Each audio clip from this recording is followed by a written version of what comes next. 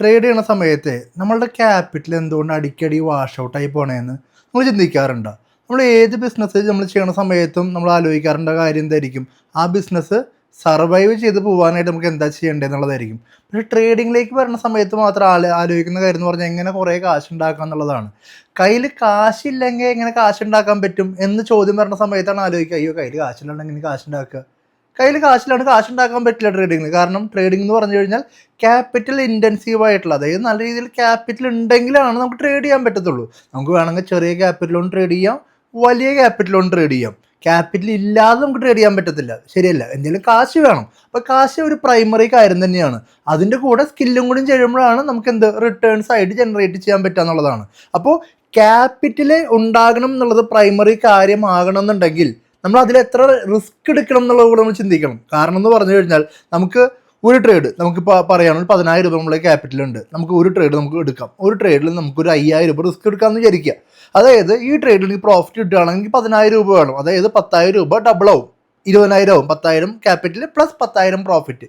പോവുകയാണെന്നുണ്ടെങ്കിൽ 5,000 രൂപ പോവുള്ളൂ, കുഴപ്പമില്ല, നമുക്ക് വലിയ വിഷയം എന്നുള്ള കാര്യമില്ലല്ലോ. പക്ഷെ പ്രശ്നം എന്ന് പറഞ്ഞു കഴിഞ്ഞാൽ അദ്ദേഹത്തിന് ആകെയുള്ള സമ്പാദ്യം 10,000 രൂപയാണ്. ആ 10,000 രൂപയുടെ ട്രേഡിങ്ങിലേക്ക് വരണത്. ആ ട്രേഡിങ്ങിലേക്ക് വരുന്ന സമയത്ത് ഒരു ഭാഗ്യ പരീക്ഷണത്തിൽ നിൽക്കുകയാണ്. ഈ ട്രേഡിൽ കിട്ടുകയാണെങ്കിൽ 10,000 കിട്ടട്ടെ, പോവുകയാണെങ്കിൽ 5,000 പൊക്കോട്ടെ. ഇങ്ങനെയാണ് ചിന്തിക്കണമെന്നുണ്ടെങ്കിൽ യാതൊരു പ്രശ്നമില്ല. കിട്ടുവാണെങ്കിൽ 10,000 കിട്ടും, പോവുകയാണെങ്കിൽ 5,000 പോവും, പിന്നെ ബാക്കി 5,000 രൂപ ബാക്കി ഉണ്ടാവുള്ളൂ. പക്ഷെ ഇതിന് പകരം ഇപ്പോൾ ഇവിടെ എന്താ പറയണത്, ഒരു ഭാഗ്യ പരീക്ഷണത്തിനാണ് നമ്മൾ നോക്കുന്നത്. ഇതിന് പകരം നമ്മളുടെ ഫോക്കസ് എന്താണ്? നമ്മളുടെ ക്യാപിറ്റൽ അവിടെ മെയിൻറ്റെയിൻ ചെയ്യുക, ക്യാപിറ്റൽ പോവാതിരിക്കുക. എങ്കിൽ നമുക്ക് എന്ത് ചെയ്യാൻ പറ്റും? നമുക്ക് എത്ര വട്ടം വേണമെങ്കിലും ട്രേഡ് ചെയ്ത് കഴിഞ്ഞാൽ മുന്നോട്ടേക്ക് പോകാൻ പറ്റും എന്നുള്ള ഒരു ഫോക്കസാണ് വരണമെന്നുണ്ടെങ്കിൽ അദ്ദേഹം ഫോക്കസ് ചെയ്യേണ്ടത് എന്തില്ല? അതായത് 5,000 രൂപ കളയണമെന്ന കാര്യത്തിലല്ല. നമ്മൾ എത്ര ട്രേഡ് എടുത്തു കഴിഞ്ഞാലാണ് നമ്മൾ ക്യാപിറ്റൽ മൊത്തം വാഷ് ഔട്ട് ആവേണ്ടത് എന്ന് വേണം നമ്മൾ തീരുമാനിക്കാനായിട്ട്. നമുക്ക് എടുക്കുന്ന ട്രേഡിന് ചിലപ്പോൾ എന്താ 50-50 ചാൻസ്, ഒന്നെങ്കിൽ മേലോട്ട് പോവാം അല്ലെങ്കിൽ താഴോട്ട് വരാം, എങ്ങോട്ടെങ്കിലൊക്കെ മാർക്കറ്റ് പോകും, ശരിയല്ലേ? അപ്പം അങ്ങനെയാണെന്നുണ്ടെങ്കിൽ നമ്മൾ ട്രേഡ് എടുക്കുന്ന സമയത്ത് നമ്മൾ 1-2 ട്രേഡ് എടുക്കുന്ന സമയത്ത്, അല്ലെങ്കിൽ 3-4-5 വളരെ ചെറിയ ഒരു വിരലുണ്ടാവുന്ന ട്രേഡ് എടുക്കുന്ന സമയത്ത് ആ ഒരു ട്രേഡ് നമുക്ക് നഷ്ടം വന്നു കഴിഞ്ഞാൽ അത് ഒരു കാരണവശാലും നമ്മൾ ക്യാപിറ്റൽ കംപ്ലീറ്റ്ലി പോകുന്ന അവസ്ഥയിലേക്ക് എത്തരുന്നുള്ളതാണ്. കാരണം എന്താ, നമുക്ക് അറിയില്ല നാളെ എടുക്കാൻ പോകുന്ന ട്രേഡ് പ്രോഫിറ്റ് ആണ് ലോസ് ആണ്, നമുക്ക് അറിയാത്ത കാര്യമാണ്.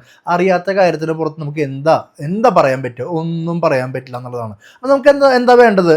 നമുക്ക് മുന്നോട്ടേക്ക് പോകുന്ന സമയത്ത് ഒരു 100 ട്രേഡ് എടുക്കാമെന്ന് വിചാരിക്കാം. ഒരു 100 ട്രേഡ് എടുക്കുന്ന സമയത്ത് 100 ട്രേഡ് എന്ന് പറഞ്ഞാൽ ഒരു ദിവസം ഒരു ട്രേഡ് വെച്ചിട്ട് 100 ട്രേഡ് എന്ന് പറഞ്ഞാൽ ഓൾമോസ്റ്റ് 5 മാസമാണ്. ഇപ്പോൾ ശനി ഞായർ ഒഴികെ ഓൾമോസ്റ്റ് 5 മാസമാണ്.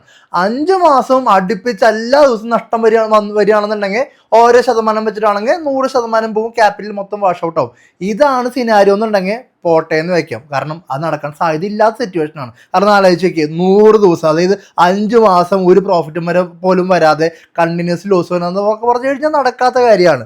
അപ്പോൾ നമ്മൾ ചിന്തിക്കേണ്ട കാര്യം, എന്ത് ചെയ്താലാണ് നമ്മുടെ ക്യാപിറ്റൽ പോകാതിരിക്കുക, ആ കാര്യം ആദ്യം ചെയ്യുക. അത് കറക്റ്റ് ആക്കി കഴിഞ്ഞാൽ ഒരു ധൈര്യം വന്നു. അതായത് ക്യാപിറ്റൽ എന്തായാലും എൻ്റെ പോവില്ല, എന്തൊക്കെ സർക്കസ് കാണിച്ചാലും ക്യാപിറ്റൽ പോവില്ല എന്ന് ഉറപ്പ് വന്നാലാണ് പ്രോഫിറ്റിന് എങ്ങനെ ഉണ്ടാക്കേണ്ടതിനെ പറ്റി കൂടുതൽ ഫോക്കസിൽ ചിന്തിക്കാൻ പറ്റത്തുള്ളൂ. അല്ലാതെ ക്യാപിറ്റൽ പ്രൊട്ടക്ഷനെ പറ്റി ആലോചിക്കാതെ കൂടുതൽ പ്രോഫിറ്റ് ഉണ്ടാക്കണം എന്നുള്ളത് മാത്രമാണ് ചിന്ത എന്നുണ്ടെങ്കിൽ ആ ചിന്ത മാത്രമേ നടക്കത്തുള്ളൂ. കാരണം എന്താ, ചിലപ്പോഴൊക്കെ ഉണ്ടാക്കാൻ പറ്റിയേക്കാം, അതേപോലെ തന്നെ അതൊക്കെ പോവാനും അത് തന്നെ മതി. അത് നിങ്ങൾ മനസ്സിലാക്കേണ്ട കാര്യം, ക്യാപിറ്റൽ നിങ്ങൾ പോയിട്ടുണ്ടെങ്കിൽ, നിങ്ങളുടെ ആരുടെയെങ്കിലും ക്യാപിറ്റൽ പോയിട്ടുണ്ടെങ്കിൽ ഒന്ന് ചിന്തിച്ച് നോക്കുക. നിങ്ങൾ ട്രേഡ് ചെയ്ത് നഷ്ടം വരുത്തിയേക്കുന്ന സംഖ്യ, ഒറ്റ ട്രേഡിൽ അല്ലെങ്കിൽ ഒരു ദിവസം നഷ്ടം വരുത്തിയേക്കുന്ന സംഖ്യ, ആ ക്യാപിറ്റലിൻ്റെ എത്ര ശതമാനമാണ്?